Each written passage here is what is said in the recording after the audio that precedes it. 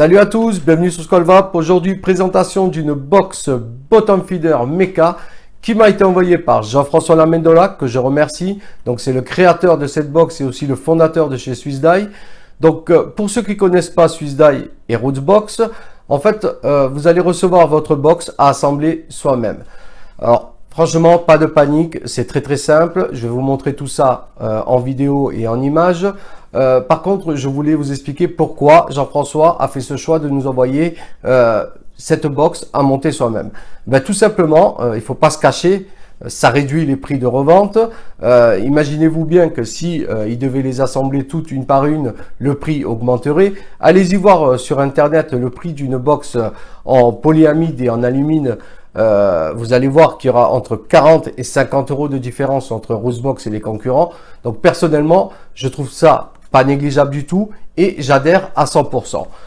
Secondement, eh ben, vous aurez le plaisir aussi de monter cette box et vraiment, c'est vraiment à la portée de tout le monde. La preuve en image.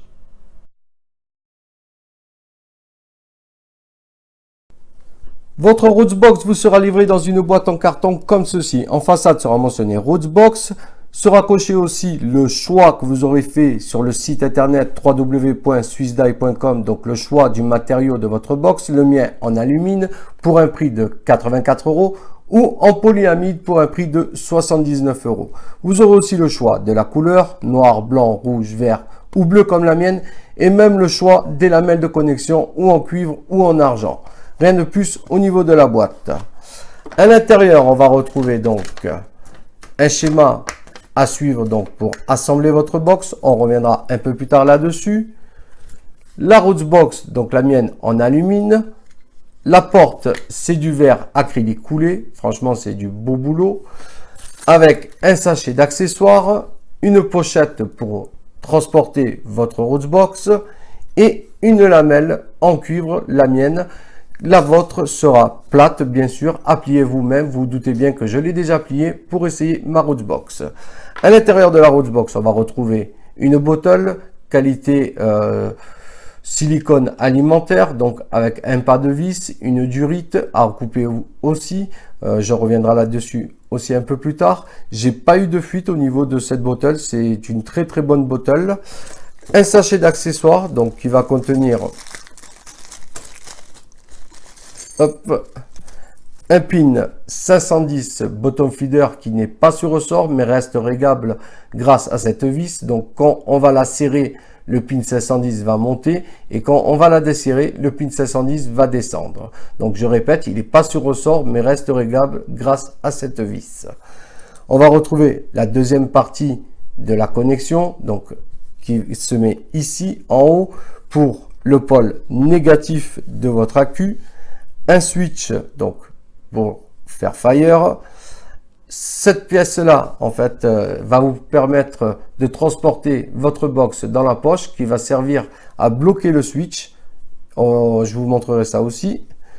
Un aimant qui va se coller sur votre porte, qui va faire contact à l'accu, mais même sans cette pièce, je peux vous dire que la porte tient déjà très bien.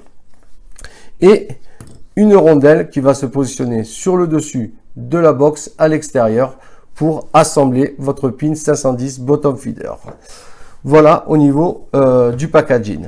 Moi, Jean-François Lamendola a eu la gentillesse de m'envoyer une porte supplémentaire. Donc il y a une petite astuce et un petit truc fun sur cette porte. Malheureusement, je n'ai pas reçu mon feutre avec de la peinture acrylique pour vous montrer ce que l'on peut faire avec. Donc je referai une revue, une petite vidéo pour vous montrer ce que l'on peut faire avec ces portes.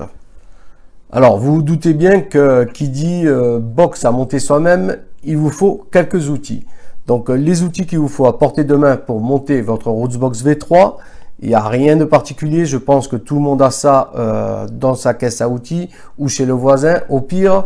Donc une règle avec un marqueur tout simplement pour tracer où il va falloir plier votre lamelle de connexion, un ciseau pour couper le tuyau qui va s'emboîter dans le manchon du pin 510, un marteau pour taper ou sur le chasse-clou ou un tournevis pour faire le téton sur votre lamelle en cuivre pour faire contact. Vous voyez comme quoi ça ressort un petit peu.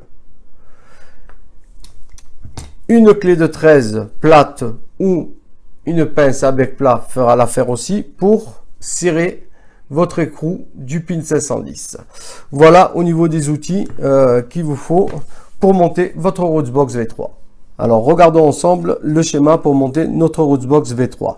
Donc en 1, en A, ils nous disent de prendre notre lamelle ou en cuivre ou en argent, donc celle que vous aurez choisie, et la reporter sur le schéma. Donc là, c'est une échelle en 1.0, donc avec une règle, ça va tout seul. Donc une fois la vôtre, je me répète, sera plate, donc vous la posez face au schéma et ils nous disent en premier de faire un trait sur votre lamelle à 3 mm du bord ici. Donc si je la mets ici, la mienne, 3 mm, donc ça va. Ensuite, une fois que le premier trait de 3 mm est fait, prendre 56 mm à partir du trait que vous avez fait, donc de la première pliure. Ça revient ici. Donc, en finale, ça fera ça. 3 mm et 56 mm. Donc, pour plier, deux solutions. Ou vous prenez une tenaille, mais je suis pas chaud pour les tenailles. Donc, moi, je fais le choix de prendre une règle, tout simplement. Ça, c'est une vieille lamelle que j'ai. Donc, imaginez-vous que là, il y a un trait ici. Voilà. Vous posez votre règle et vous appuyez fortement. Et vous voyez comme quoi là, l'angle est beaucoup mieux fait que si vous prenez une tenaille. Déjà, avec la profondeur que vous aurez de la tenaille, vous n'arriverez pas à la plier correctement. Que là, avec une règle, eh ben, ça va tout seul. Vous voyez, je refais encore une fois. Là, on appuie fortement pour pas que ça bouge. Et hop, ça va tout seul. Vous voyez comme quoi, c'est beaucoup plus propre. Et l'angle à 90 degrés est beaucoup mieux effectué. Voilà au niveau des lamelles. Une fois que vous aurez donc marqué, plié à ces deux endroits pour donner ce résultat au final. Une fois donc que vous aurez plié votre lamelle, franchement vous avez fait le plus gros. Après ce n'est que de l'assemblage. Donc en 1, pas besoin de suivre le schéma, je le connais par cœur. On va prendre la rondelle. Donc la rondelle, on va la mettre à l'extérieur, en haut, comme ceci. En 2, on prend le switch. Donc pourquoi moi je prends le switch en 2? Tout simplement parce que j'avais galéré après à remettre ma vis.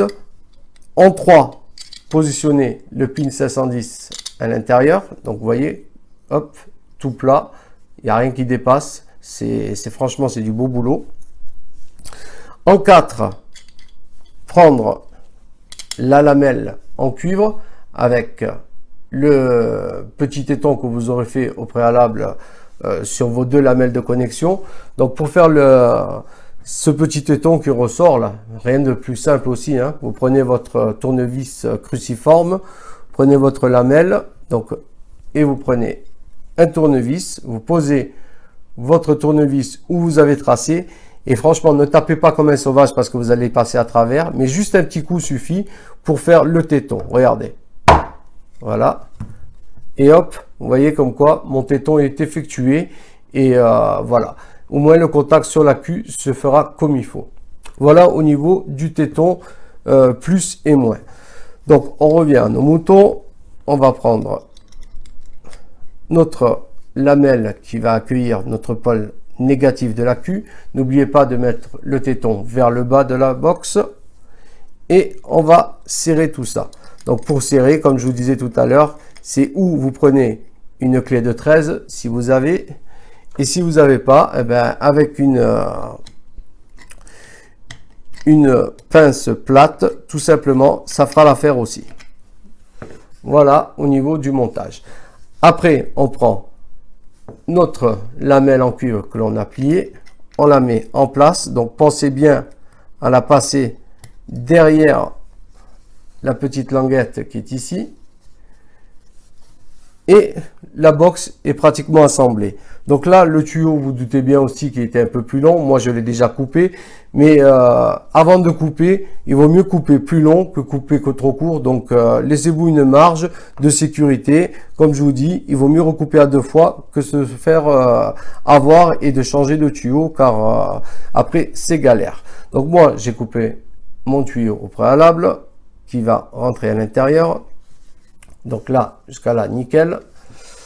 Ensuite, notre porte, donc en verre acrylique coulé. On va enlever le protège qui est à l'intérieur. On va prendre notre aimant et on va venir le coller à l'intérieur. Donc, pour vous repérer, il y a le dessin à l'extérieur. Hein, et vous la collez au niveau de la porte, juste à côté, ici. Voilà, comme ceci. Ça va faire contact sur la cuve et ça va maintenir encore plus en place votre porte. Mais comme je vous disais déjà, rien que sans l'aimant, la porte tient déjà très bien. Voilà au niveau de l'assemblage. Et si vous voulez vous promener avec votre Rootsbox dans la poche, eh bien, cette pièce va s'enquiller ici. Voilà, comme ceci, pour éviter que ça fasse fire tout seul. Moi, je vous déconseille quand même de vous promener avec une box méca dans votre poche. On ne sait jamais ce qui peut arriver. Mais voilà, là, cette pièce y est. À vous de voir si vous voulez la mettre ou pas. Là, la box est assemblée. On va mettre notre porte en place. Et voilà, l'assemblage est terminé. Voilà, au niveau du montage, ben, comme vous avez pu voir, hein, il y avait vraiment rien de sorcier. C'est vraiment à la portée de tout le monde. Et le produit fini, ben, j'ai qu'une chose à dire, il est magnifique. Elle est très légère. En plus, son poids est de 85 grammes. Les dimensions, sa hauteur est de 76 mm, largeur 48 mm et épaisseur 26 mm. À l'extérieur, ben, c'est nickel, c'est propre, il n'y a aucune bavure. Le switch va et vient, franchement super. Au niveau du PIT 710, c'est flush. Tous les drippers que j'ai mis dessus ben, étaient flush aussi. Voilà la preuve, là je vais mettre le Nixon V1.5 dessus. Donc hop, vous voyez comme quoi ben, ça dépasse pas, c'est nickel. À l'intérieur, pareil, c'est tout propre, mentionné Rootsbox. Il y a même une petite gouttière pour insérer notre connexion en cuivre. Là, ils ont fait une genre de pièce pour que la bottle, une fois mise en place, elle se balade pas de gauche à droite. Franchement, c'est du très bon boulot. Petit bémol, j'aurais aimé une petite languette pour retirer l'accu. Mais bon, maintenant, on connaît tous l'astuce du Chatterton à mettre sur notre accu pour pouvoir le retirer. Alors, quand on met un accu sur une box Mecha Bottom Feeder ou une box Mecha en général, évitez les accus dans cet état-là. Vous refaites le wrap ou vous jetez s'ils sont morts et vous mettez vraiment des accus vraiment très bien wrappés et en bon état. Donc pour mettre l'accu, pensez que le moins va en haut et le plus va en bas comme ceci. Voilà. Voilà. Et là on va voir, on va faire un test pour voir si le va-et-vient se fait bien. Vous voyez, comme quoi ça part direct, il n'y a pas de latence, rien du tout. C'est vraiment du très bon boulot. Au niveau de la bottle, bah, comme je vous disais tout à l'heure, hein, c'est du silicone alimentaire, c'est très souple, équipé d'un paire de vis. Franchement, là aussi, nickel. Comme jus, bah, je vais mettre du Horny Mango. Allez. Et on va sconquer tout ça pour vous montrer comme quoi ça se conque super bien. Voilà. On va mettre ça en place. Et là, c'est vide. Et hop, ça se remplit nickel. C'est pas dur à appuyer. Au niveau de la porte, eh ben, là aussi, une fois qu'elle est en place, le trou de sconcage est assez large. Du coup, même avec mes doigts d'ours, j'arrive à sconquer avec le pouce. Donc ça, c'est nickel. L'aimant, il fait très bien son boulot. Mais même sans l'aimant, je vous disais tout à l'heure, la porte tient très bien. Voilà, on se retrouve donc en temps large pour vous dire les plus et les moins et voir comment ça va avec cette Rootsbox V3. Donc comment ça va, vous en doutez bien, avec une box Mecha Bottom Feeder. Ce qu'on regarde en premier, c'est la réactivité, les connexions. Vous avez bien vu en image tout à l'heure sur la vidéo que quand j'ai appuyé sur le bouton Fire, ça partait de suite, donc c'est nickel. Donc on va passer directement au moins. Au moins, il y a vraiment deux petites choses qui me pas dérangent, mais voilà que j'ai remarqué. comme je vous ai dit aussi tout à l'heure dans la vidéo, la languette pour retirer notre accu, j'aurais aimé qu'il en mette une, car voilà, le coup du Chatterton c'est bien, mais une languette aurait été mieux. Et en deux, j'aurais aimé aussi que le bouton Fire dépasse un peu plus de la box, car quand je fais Fire, tout simplement, mon index, on va dire, rentre pas à l'intérieur de la box, mais presque. Donc, j'aurais aimé qu'il dépasse juste un tout petit peu plus et ça aurait été le top. Voilà au niveau des moins sur cette Rootsbox V3. Passons maintenant au plus.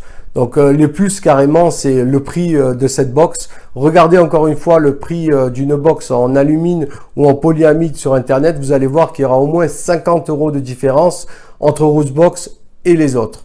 Donc pour moi, ce n'est pas du tout négligeable et franchement, je kiffe ça. Moi, je suis paradin, mais je regarde mon porte-monnaie avant tout. En deux, le choix des matériaux, là aussi, vous aurez le choix de la couleur de votre porte, le choix des connexions ou en argent ou en cuivre, le choix ou en polyamide ou en alumine. Franchement, une multitude de choix que d'habitude on n'a pas quand on achète une box. On n'a que la couleur à choisir d'habitude. Et là, ben non, on a une multitude de choses à choisir et je trouve ça top. En 3, j'ai envie de dire le SAV aussi.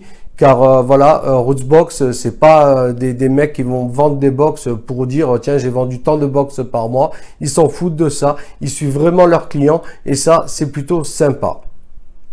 En 4, le plaisir de monter sa box soi-même. Moi je me suis régalé et je pense que si vous optez sur une Rootsbox, vous lancez en connaissance de cause de une, mais vous prendrez aussi plaisir à monter la vôtre.